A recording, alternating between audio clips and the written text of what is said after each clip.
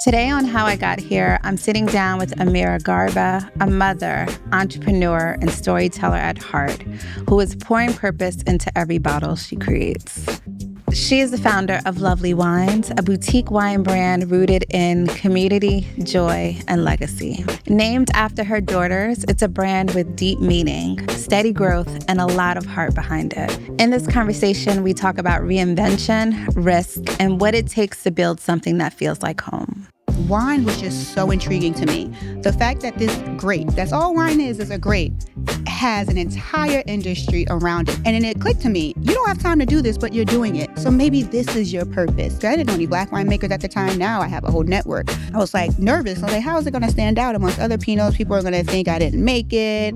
And so I've always blended my Pinots a little bit. I like a little I have to hang out with you a little bit more. Anytime. I need all the information. I need to be talking about a little. I need all of that. I got you. This is Aamira Garba, and this is how she got here. Aamira, thank you so much for joining me today. First of all, I want to say congratulations to you. Thank you. For being a 2025 NJ Biz leading woman in business. Now, you know I got to say congrats back. Thank you. Fellow honoree, thank you so much. Thank you, I'm honored. Oh, yay. I'm really excited to talk to you today about LoveLee Wines.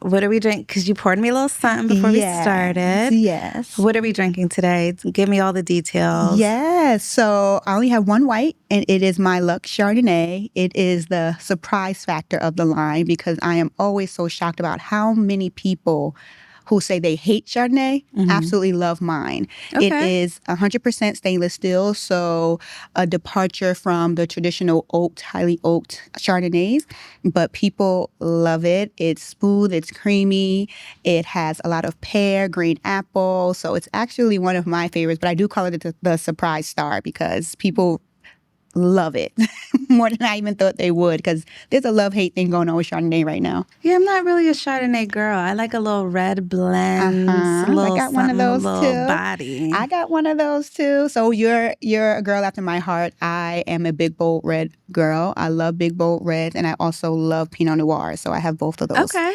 And the Elevate collection. Elevate collection. Yes. How many collections do you have? So just one. This was my first time doing a full collection. So I've produced 9 wines to date, but this is my first time launching a full collection where I feel like I have something for everybody. Produce 9 wines to date. Mm-hmm. I mean, we're going to talk about that, but yes. I mean, that's just a major accomplishment, especially being a Black woman in this space, right? It is. And sometimes I don't do a good job of sitting still and really giving myself credit for the things that I've been able to do in such a, I'll say, gated industry. I started off as a bootlegger. Right? I tell people that all the time. I do not care. Meaning, I just produced the wine, had friends and family try it. I was not in stores right away. I wasn't like how they licensed. used to do back in the day. Yes. So you get people to try it. I think I can say that without getting in trouble now because that was years ago, 2016. You got a legit I collection. got legit in 2018. Right. That's when I said, okay, I can do this. People like what I produce. So I got licensed. I started selling online only, and I've been online only until last year. So the collection was my way of saying, okay, go hard or go home, Aamira, because I am a careerpreneur. I do work full-time. I built this brand while having a full-time job. But this was my way of saying, if I can produce a full collection, get distribution, not just direct-to-consumer online, this is where I'm supposed to be. And so far, so good. Can I just say real quick, you are on your talking points. You know your story. Like, I'm not even going to wait. Yes. I love that. Yes. But wait, I want to go back to real quick because I'm like very interested in this bootlegging piece. What does that even look like? Tell me about that. All that means is I like to play on it, but all that means is I did not come out the gate with a license because, this is a heavily regulated industry. So there was no real selling. I didn't have a store. I didn't have a website. So it was really me having parties. I bought the wine. I legally bought the wine, produced it in California, blended it myself with co-winemakers in Napa. That's where I really went to learn how to really do this. And bottled it up, labeled it like it was a real business, right? Got my LLC in 2016. I have a business, undergrad was in business. So, I know you're supposed to protect yourself and do it. I wanted this to be a business, but I didn't want to invest in all the licensing yet. If this wasn't something I had a knack for. So you want to just like test the water. Test the waters. Like, I love wine. Do you like the wine that I make? Can I do this? No one looks like me. No one sounded like me. No one came from where I came from making wine. And so that was my way of testing the waters before really jumping out there. And I do try to tell people, especially people who ask for advice or mentees, like, you don't always have to go hard in the beginning. Like, really get your feet wet, learn what you need to learn, test the water. So I'm glad I did, because I learned a lot in those first 2 years, but I'm still learning, of course. So that's what I mean when I say I bootleg. Like, there was no liquor license. Oh, because I was like, so what was you doing in like I wasn't like in the backyard? speakeasy. Right. What was happening over there? No. So you were riding the train into New York City. You were reading The Alchemist, and something clicked, right? Do you remember that moment that made you think, I need to start something? Absolutely. It was definitely on a train. So the Jersey girl, commuted from Plainfield. You might know that area. You know that line, the Raritan line. And so it was 3 trains to get to Midtown for me, 2 hours each way. So 4 hours of my day was devoted to someone else's brand. And one day I just was like, this is not what I was put on this earth for. Like, I know that without a shadow of a doubt. I'm meant for great things, but why am I not doing great things? I had fell into the monotony of being an executive wife, mom, like all the things that I thought I was supposed to do. I was living a checkbox life until I was just bored out of my mind and not feeling fulfilled. Don't get me wrong. My kids, to know me, I'm obsessed. But they're not my end all. Like, I'm here to do something for me. And that feeling I couldn't shake, that I was meant to do something just for me and not anyone else. So I was on this self-discovery journey, and someone recommended The Alchemist, read it, hit me like a lightning bolt. The first time I read it, what I got was, don't overthink anymore. Because I'm an overthinker. I'm an analyzer. If I can't see beginning, middle, and end, I'm not going to do it. Up until now, I've been very risk averse. I like to play it safe. Again, that checkbox, right? But my spirit wasn't letting me really do that and be fulfilled in that way anymore. And so when I read it, it said, don't overthink. Do what you love. And now I told you I had all these hats, right? I was drinking. I like to drink. I was drinking. I like to have a good drink and a good time. What is the cocktail? Oh, so I'm a tequila girl when I'm not drinking wine. So now I've elevated reposados or añejos only. But back then they called me Miss Patrizzi, and I'm going to say that. It's okay. Patron was my friend. But all seriousness, I realized that wine was just so intriguing to me. The fact that this grape, that's all wine is a grape, has an entire industry around it. So I was popping up at wine tastings. I was learning. I was reading on my own. And then it clicked to me. You don't have time to do this, but you're doing it. So maybe this is your purpose. And again, I didn't know any Black women winemakers. I didn't know any Black winemakers at the time. Now I have a whole network. But I was like, why not me? And literally the train was like, why not me? And it matched what, again, that little girl wanted. The grown-up was safe. The little girl always wanted to be a boss. I just didn't. I got scared. The little girl always wanted to be a boss. So it's like, if I want my own business, I always want to be a boss. Make it fun. Do what I love. I'm loving this thing called wine. It's like my happy place. Why not me? And that's how it started. Okay, so you didn't come from a wine family or have a vineyard waiting for you. You just had passion, a vision. You love the wine. You love a little cocktail. What gave you the faith to step into a space where so few Black women exist? Again, it was the little girl. I had to honor her at some point. If life did not look like what I dreamed about, and so the only way I was going to get to that is if I changed something. And so what gave me the courage, though, too, was like, I didn't make a business plan. I said, if I don't jump in, I will talk myself out of this. So you started without a business plan? Started without a business plan. Same. Started because I know me. I'll talk myself out of it. I don't have the answers. I can't make 1 + 1 = 2. Nothing makes sense, so not for me. This was not the time. Again, I wasn't happy. And at some point, I had to say, I was going into my 30s. I was just like, there has to be more for me. So the courage really came from, do I want my daughters to feel like this in 20 years, 30 years? Absolutely not. I want them chasing every dream and being fulfilled in everything they want to do. I want nothing but success for them. So I have to teach them. So that's literally where the driving force came from. My daughters, like, them. I want to be such an example for them of living your purpose. So, yeah. And the brand is named after them, right? LoveLee Wine is named after your daughters, It is. right? So Heaven Lee and Lyric Lee, both their middle names are Lee, are my babies. And one day I was talking to Heaven. She had to be about 5 or 6 when I started. She just turned 16. And she was like, I was like, well, you want to help mommy name this brand? Because I want you to be a part of it, right? I'm, again, having my mind, I got to start being an example. And she said, well, mommy, it should be Sweet Goodness of Roses. And I was like, okay, that's real cute. I don't know where that sounds like a 6-year-old, but I said, you know what? Mommy just wants it to be a lovely wine, honey. And I immediately saw the spelling. Immediately. And then she immediately wrote me a contract in pencil saying I owe her money. To this day, she's still waiting for her money. She wants to be a lawyer. Yeah, she actually wants to study law. So yeah, that contract is somewhere in pencil. I said it's not valid, girl. And I fund your life. Like, don't come for me. But yes, that's how the name came about. So let's talk about the early days, like up at 5 a.m., parenting, creating. Ooh. What did discipline look like for you in that season? So sometimes I can't even remember. Sometimes I really feel like God must be moving me because I don't know where the energy comes from. But one thing I do tell people that is my hard rule, I have to do something for my brand every day. Even if it's just cleaning out my inbox, responding to a text or an email, filling out that grant I said I was going to do. I have to do something every day for me to feel like I'm moving forward. And there are days where it gets hard, right? I just want to sleep and rest finally, or the kids need this, the job needs this.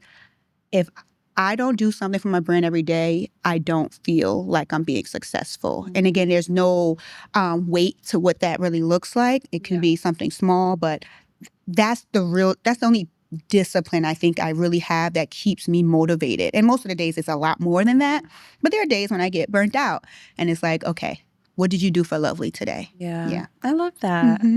So you built LoveLee out of your own, like with your own money, right? Yeah. Oh yeah, self-funded.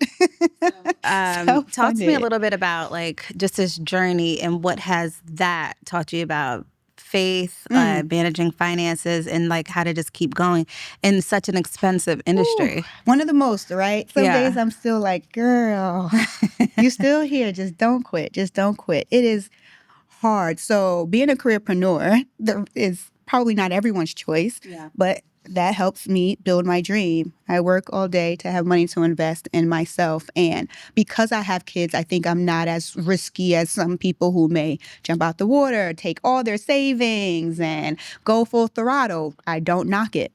That's just not my life. I have to be strategic. I have 2 people depending on me as a single mom now. So I didn't have that luxury. So that's why, again, I've been building this brand for 9 years. Some people may have done it in 4 or 3, and I can't compare myself. My journey has been mine. I've gotten some great successes, and I've been able to avoid some major failures because I'm taking my time. And so financially, that was important for me too, to never have to look at my kids and say, you can't eat. That's super important for me. I can't. That's not something I ever want to say to them. So it was important to build slowly over time. And so I used my own finances. Up until recently, I did a campaign with Honeycomb Credit where I allowed people to pretty much crowdsource, but they get interest back, which made me feel better. Because I still do have pride, and maybe it's in full pride where it's like, I don't want to take. I don't want people to feel like they, own my brand because I put so much. It's my baby. That's the hard part when you get outside investors. I know, but I know I have to get to that point. I am not opposed to it, but I still have to do things where I am ready. I'm ready now. I'm ready now. The plan is getting together. But I had to do it in a way that felt good for me. Otherwise, I would be doing things that were not true and in alignment with how I operate. And I just encourage people to do what works for you. But it is hard. And I know I'm meant for bigger, and I'm going to need to operate like a business who requires bigger. So I'm getting there. When you want to compete. Yes, but I don't regret my path because, I do have other people to consider. And that's what worked for me and kept me sane. But yeah, they're older now, and I'm ready. I believe in this brand with everything in me. So I feel you. I feel like as entrepreneurs, every part of your journey matters. So like you said, some people get there faster than others, but I think the ones where the journey is a little bit slower, it takes more time, the rewards are sweeter. right? I think so too. And that's what I hope. I've had so many rewards. Let me not say that. I've had so many. And again, I've never had to have that conversation with my kids. Hopefully I never do. I hope that. But when I do sit and reflect, I am so proud of myself because I am doing it simultaneously as I'm doing other things and allowing my kids to have a full life. And, I'm also an accomplished marketer, right? I'm a Gemini. My therapist told me. My daughter's a Gemini. Yeah, when's your birthday? I'm June 3rd, girl. Oh, she's birthday? June 6th. Oh, we're going to have to talk because I need to get ready for this because I already. I'll teach you how to deal with her. I'll teach you. But my therapist said to me, she said, you like wearing many hats. She says she sees me doing this all the time. And that's it. I'm a busy bee. I like doing multiple things. But I think this path is my path. And I love my story. I really do. Even in those days, I'm like, I could have been here. I should have do this. I should have do this. I have to love my story because I really do believe it's mine. And it's going to be even more wonderful one day, maybe 10 years from now. Sometimes I wish I could just jump there and see if it all comes true. But I'm just going to have the faith that it does, You built a brand in an industry that's not necessarily welcoming for Black women, but also for Black women to win. When did you realize you weren't just creating wine, you were claiming space? Ooh. I feel that way every day. Not an event goes by or a wine tasting where someone is still not astounded by the fact that I am Black and own this brand. Oh, what have you heard? Like, what are the responses? It's just, is this yours? Really? You own this? You're the winemaker? And I get it. I totally get it. But it's crazy how that's still so far-fetched. There are microaggressions, of course, that happen sometimes with people who look like me, sometimes who don't, who people will assume I make only sweet wine, that I am not an accomplished winemaker, that I am not trained and educated and certified, and that they're really shocked when I actually know things about wine. I don't claim to know everything, but I think those are the times when I'm like, okay, I'm supposed to be here because I'm here to shake it up because this can't continue to be the conversation forever. I don't think it's been discouraging, though.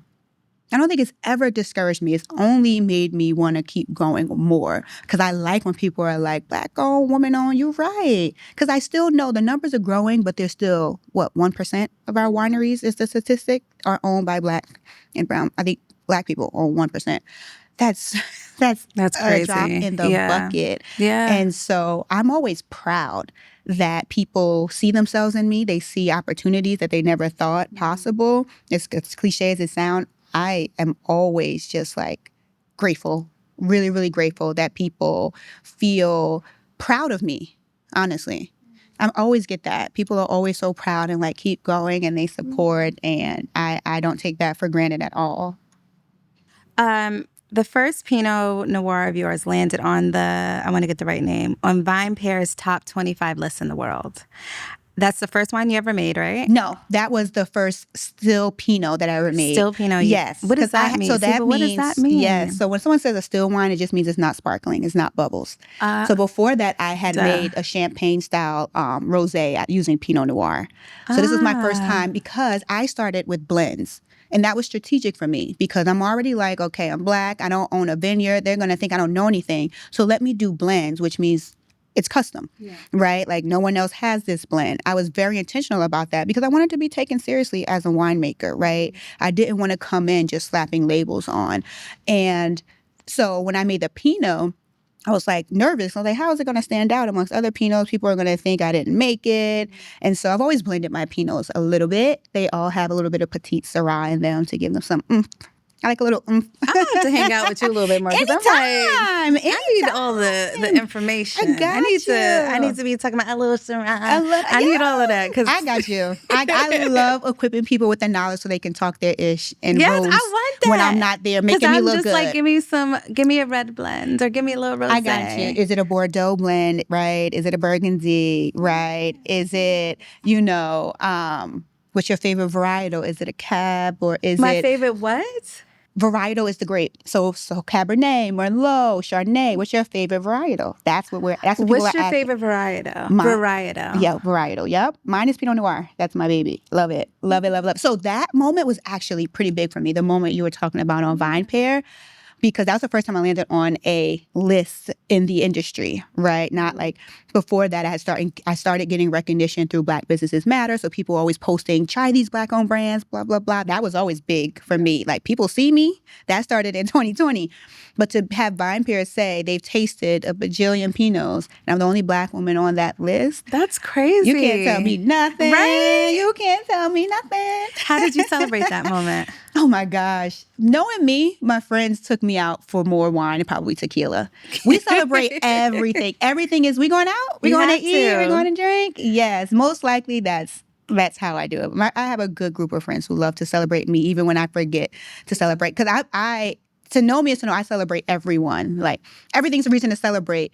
But then I'll feel like, oh, well, you don't have to celebrate me. And my friends are like, absolutely not. So let's talk about the quiet in-between moments, right? What's something behind the scenes that has shaped you just as much as the public ones?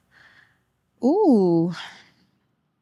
What do you mean? Like, so What's something that's happened like that, like folks won't know about you? Like, what's happened during the building phase that has like contributed to like who you are today, where the brand is right now? I think it's always going to be the cheerleaders, to be honest with you. I have wanted to quit more times than I can count. And like, legit, especially trying to enter 3-tier right now is a lot harder than I thought it would be. I have had some rude awakenings that this part is hard, and that's why a lot of people are not still here. Like what though? So trying to get your wine or spirit into a restaurant or a store, you have to go through the 3-tier system. So I can't just say, ooh la, put me, well, I can because I specifically bought a New Jersey license, which wasn't easy either. But let's just say I wasn't in New Jersey. Or I would have to go through a distributor first.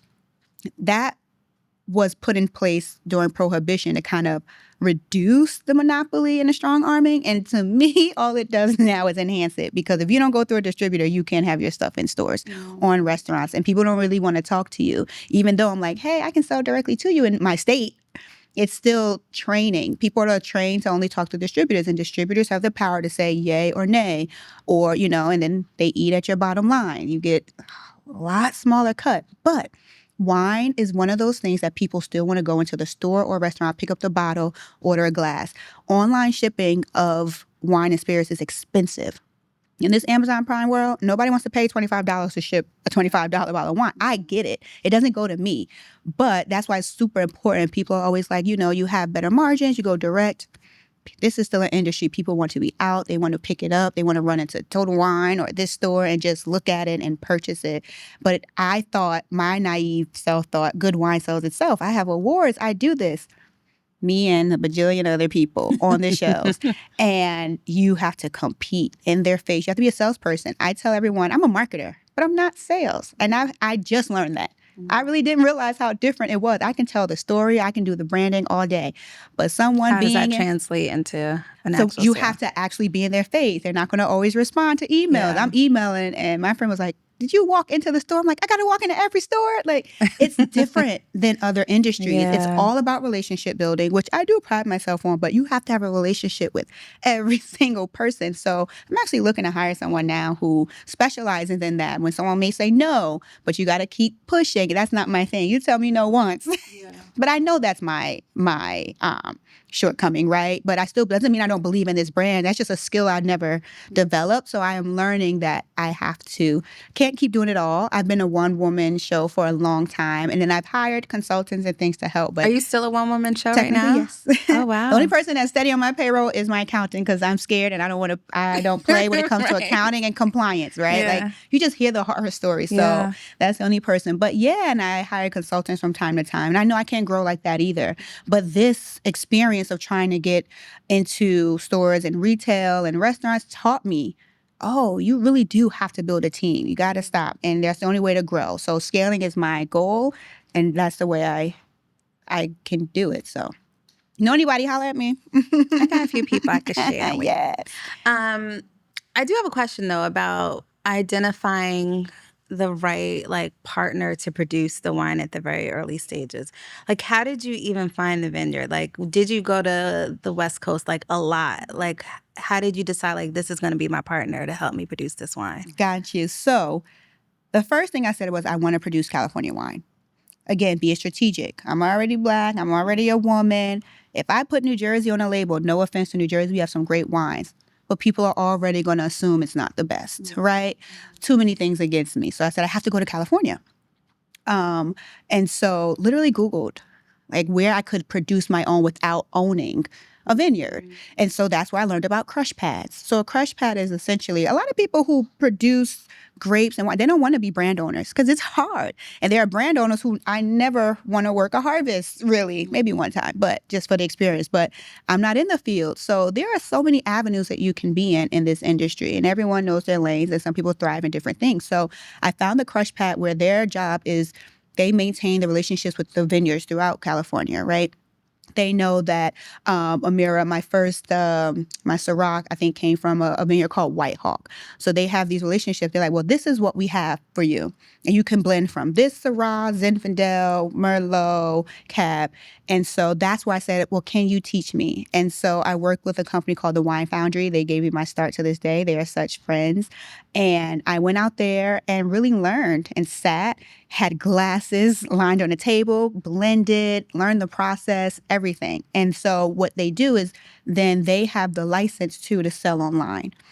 So I was able to buy into like the club, produce my wine, still mine because it's my blend, but use their license to really start. And then they help you bottle and label. Yeah, so then that's a whole nother leg. So this particular company, they are really good because they have all those arms. Some people don't. So where I moved my operations now, because Napa is truly expensive, I'm in San Andreas working out of a winery where I have what you call an AP, an alternating proprietorship. So it's like I rent the winery and I work with a co-winemaker who helps me source. And then he has an actual bottling on site. A lot of people don't have that. That was important for me because it gets real technical. You got to get it on a schedule to get bottling done and all of that stuff. And so shout out to Gary. He's my co-winemaker, and he helps me make some fantastic, fantastic wines. But then you have to get corks. That's one company. The gold foil. So every piece we see on a final wine bottle. Cork, the foil top, the label, the glass, the juice. All different parts of the process. All expensive. Sometimes I'm like, what was I thinking? I don't come from money, girl. But I love it so much. So that's how I know God works. He wants me here for now. Until he tells me to walk away, everything says stay right now. Because I don't have the money most days, but it all works out. So what keeps you grounded on those days to like keep going? Ooh, prayer. I kid you not. I've had to really talk to God. Like, I want to quit. And then oh my God, like, I promise you someone will come or call or an opportunity or I'll see an order for like 6 cases. And I'm like, I was just about to quit, God. Like, seriously. And he always shows me something that says not yet or maybe never, hopefully never, but not now, not now. Not now. Because there are days I'm like, it'll just be easy to go to work and collect a check. But I love this. I love the support. I get people all the time. Like, again, who are just proud of me. And I'm like, for doing something I love, okay. Okay. For drinking wine, you're right. I'm going to keep going because I'm inspiring somebody. Be proud of me. But I've been called inspirational and I'm like, I don't take that for granted because I'm literally just doing something for me. That's how it started. Now, I love that I can inspire other people and encourage other people and help people with their brands as well. Like, I pride myself on that. But I really just started by choosing me. I had to choose me that day on the train or else I was going to be miserable. And I'm not a miserable girly. That's not my style. All joy and rainbows over here. I'm going to call you when I need a little pickup. Yes, anytime. I'm good for that. I am good for that. You got to know who you can call to because I have to do that. Yeah. My best friend, she knows when she don't hear, she can feel it. Yep. And she'll call me and then like that tear will be right there. She was like, girl, you needed to hear this, didn't you? I'm like, I did. I did. Because you can give so much. And I'm an extrovert, classic. Like any type of definition you look up. So we tend to deplete more because we absorb energy around us and we give it out so much. Yeah. And sometimes I don't always do a good job of keeping it for myself. So I'm getting better at that. You are raising capital, you're preparing to scale, Yes. expanding your team. Yes. But before everything starts to Scary. bubble up, it's scary, It's I know. scary. What's one part of the process that you want to protect? Like something you never want to lose as like the grounding point for the business? The winemaking. Okay. The winemaking. I always want you to know that I thought about you in this bottle, right? So it's not to say I haven't white label. Like if I get a juice that I really, really love and I'm like, it doesn't need any more blending, that's fine. But for the most part, I blend this. I want to be taken seriously as a winemaker because to me, and this is not for anybody else, if I don't come from a family that owns vineyards and can produce mess, if I don't come from the wine background, what makes my wine special? That's how I think about it. Me, I make it special. I think about the blends of what I want people to drink. So people are always like, do you make this? Do you make this? And I'm like, not yet. If I'm not passionate about it, I won't make it because then I can't continuously tell the story happily about this rosé that I love, this chard, this pinot, this blend that are like, I want you to love them. That's what keeps me going is selling you and people who are like, I hate chard. And they're like, I just did a tasting literally on Saturday. 2 people were like, I've never liked Chardonnay. I love yours. That's what keeps me going. That's what keeps me going because I sit and I evaluate and I really get into the weeds of like, that's the juice. No, that's not the juice. Or let's blend that. Or let's not blend that. That's fine as it is. But I don't want that part to change. I hope not. It's the essence. The essence of the business. And when your daughters are grown and people are pouring glasses of LoveLee wine, what do you want them to say about you? Not the founder, but just the woman who built it. Like, what do you want people to say about you? So one of my inspirations in this, I'm going to say industry, you know, she's not in wine, but I have grown to like respect her is Fawn Weaver, right? Despite whatever is going on right now. I think I started before her, but I've seen her build this brand and people respect her, people listen to her, and she's passionate. She could talk about Uncle Nearest whiskey till the cows come home. And I feel like I embody that too. And I bring her up just because of the way that I can speak about her. I hope people can speak about me in the sense that I'm still connected to the brand. I don't want to lose being the face of the brand, not for anything vanity, but it's like my baby. And the story is also the essence of it, right? It continues to resonate with so many women of choosing themselves, not living a checkbox life, living on purpose, right? And I don't want to lose that. So I hope that people, when they drink this, they think of me, they think of my story, they respect it, they relate to it, and it inspires them. That's what I really hope. I really hope that for sure. Like you just gave me a vision of like people drinking my wine like 10 years from now. Listen, claim it. You gotta, I love it. You gotta I know visualize it's gonna happen, but I don't sit in that enough because I'm in the day. I'm trying to focus on being present. But thank you for giving me that. Like I get to sit in that vision too of like 10 years, 20 years, they're drinking it because that's where I want to get to. I don't think I sit with it enough, and I want to get better at that because this is the first time I've ever said what I want people to say, and that felt good. Aww, that felt really good. Yay. Thank you for asking me that. Thank you, I'm gonna write that down. So how did it feel being recognized by NJ Biz as a leading woman in business? So the funny story is you get nominated, right? And that's something I probably wouldn't have even nominated myself for, thinking I'm not big enough yet or not yet, and I have to look like this. It has to be perfect before I can even qualify. And a friend nominated me and was like, when they said I got it, I was like, I really am doing it. Like, no matter how long I've been doing this, no matter how many recognitions or awards, every time I'm like, I'm still here. And it doesn't look like everyone else's journey, but it's mine. It was just confirmation. Again, to keep probably going. On a date, I was like, yeah, I can't get a call back from this store. And I'm like, but I'm also a leading woman in business. Like, you can't tell me nothing. Because I do. And I have to remind myself, I graduated with a degree in business. I'm an executive, accomplished. Like, it's not bragging, but I don't want other people to keep telling my story because I won't say those things. Yeah.